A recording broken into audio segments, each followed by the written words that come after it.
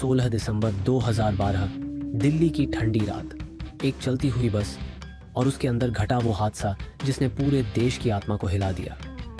एक 23 साल की मासूम लड़की, 6 दरिंदे और ऐसी बर्बरता जिसे सुनकर आज भी रूह कांप उठती है। लेकिन दोस्तों, आज हम आपको सिर्फ वही कहानी नहीं सुनाने वाले जो आपने न्यूज़ में देखी या अखबारों में पढ़ी। आज हम बताएंगे वो सच, वो बारीकियाँ जो शायद आपने पहले कभी नहीं सुनी होंगी। और अंत तक बने रहिएगा, क्योंकि इस वीडियो के आखिर में हम खुलासा करेंगे उस एकमात्र जिंदा बचे दरिंदे का जिसे सरकार ने 10,000 रुपये और सिलाई मशीन दी थी। निर्भया कौन थी? निर्भया 10 मई 1990 को दिल्ली में जन्मी, 3 भाई बहनों में सबसे बड़ी और परिवार की इकलौती बेटी। पढ़ाई में तेज, सपनों से भरी हुई, फिजियोथेरेपी चुनी ताकि लोगों का दर्द कम कर सके। उसके माता पिता ने बेटा बेटी में कभी फर्क नहीं किया।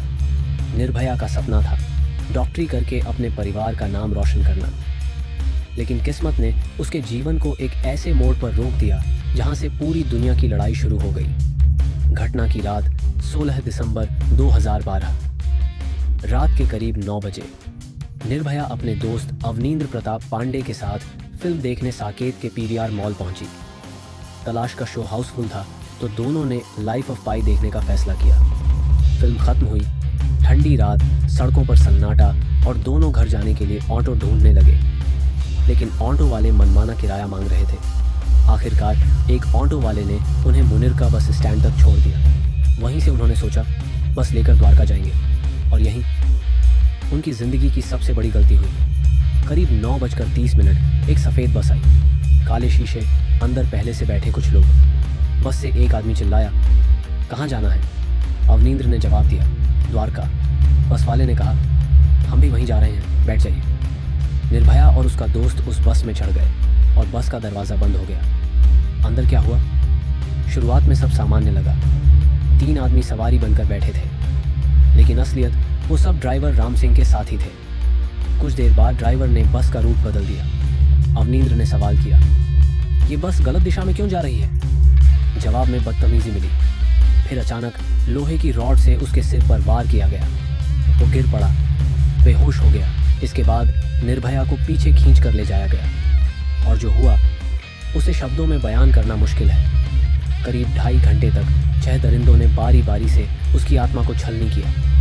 उसके दोस्त को पीटा गया और कुछ भी करने की हालत में नहीं रहा। बस दिल्ली की सड़कों पर घूमती रही, लेकिन किसी ने रोका नहीं। कई बार पुलिस की गाड़ियां पास से गुजरी, लेकिन किसी ने दरवाज़ा नहीं खटखटाया। उस रात इंसानियत भी सो चुकी थी।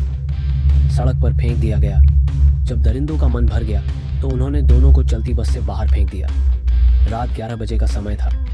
सर्दी, खून से लथपथ शरीर और बेहोश हालत। राहगीर गुजरे, लेकिन बहुत से लोगों ने नज़रअंदाज कर दिया। आखिर एक शख्स ने पुलिस को फ़ोन किया।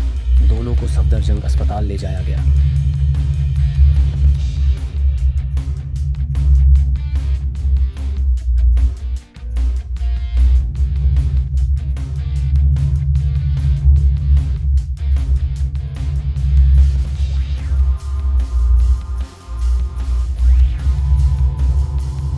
डॉक्टर भी हैरान थे।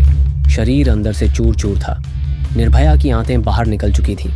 उसके शरीर के अंदर लोहे की रॉड डाल दी गई थी। इलाज शुरू हुआ, सर्जरी पर सर्जरी हुई, लेकिन हालत बिगड़ती चली गई। देश का गुस्सा और आंदोलन। जैसे ही ये खबर फैली, पूरा देश सड़क पर उतर आया। लोग मोमबत्तियां जलाकर, नारे लगाकर इंसाफ की मांग करने लगे। दिल्ली ही नहीं, पूरे भारत में आक्रोश की लहर थी। युवाओं से लेकर बुजुर्ग तक हर कोई सिर्फ यही कह रहा था, हम निर्भया के लिए न्याय चाहते हैं। सरकार और डॉक्टरों की कोशिशें। 21 दिसंबर को सरकार ने टॉप डॉक्टरों की कमेटी बनाई। निर्भया को सिंगापुर के माउंट एलिजाबेथ अस्पताल एयरलिफ्ट किया गया, लेकिन हालत इतनी गंभीर थी कि 29 दिसंबर 2012 को सुबह 4:47 पर निर्भया ने आखिरी सांस ली। उसकी मौत के साथ पूरा देश सन्न हो गया। उसके पार्थिव शरीर को वापस दिल्ली लाकर कड़ी सुरक्षा में अंतिम संस्कार किया गया। अपराधियों की गिरफ्तारी। दिल्ली पुलिस ने 24 घंटे में सभी संदिग्धों को पकड़ लिया। गिरफ्तार लोग थे राम सिंह बस ड्राइवर, मुकेश सिंह उसका भाई, विनय शर्मा जिम ट्रेनर, पवन गुप्ता फल बेचने वाला, अक्षय ठाकुर बिहार से और नाबालिग मोहम्मद अफरोज।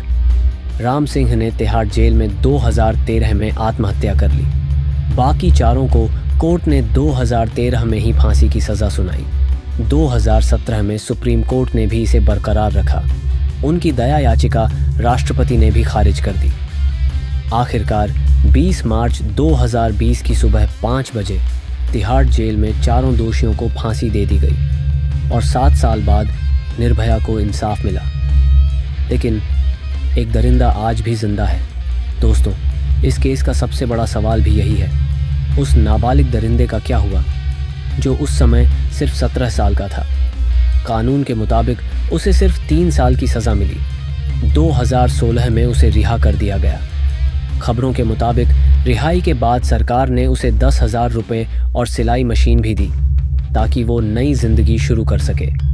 सोचिए, जिसने देश की बेटी की जिंदगी छीन ली, उसे ये इनाम मिला। क्या ये न्याय था? निर्भया आज हमारे बीच नहीं है, लेकिन उसकी चीख ने पूरे देश को झकझोर दिया। उसकी हिम्मत ने हमें सिखाया कि अन्याय के सामने चुप रहना सबसे बड़ा गुनाह है। आज निर्भया सिर्फ एक नाम नहीं, बल्कि हर उस औरत की आवाज़ है जो हक और सम्मान चाहती है। अगर आप मानते हैं कि उसकी लड़ाई अधूरी नहीं रुकनी चाहिए, तो इस वीडियो को हर जगह पहुंचाइए और कमेंट में लिखिए जस्टिस फॉर निर्भया।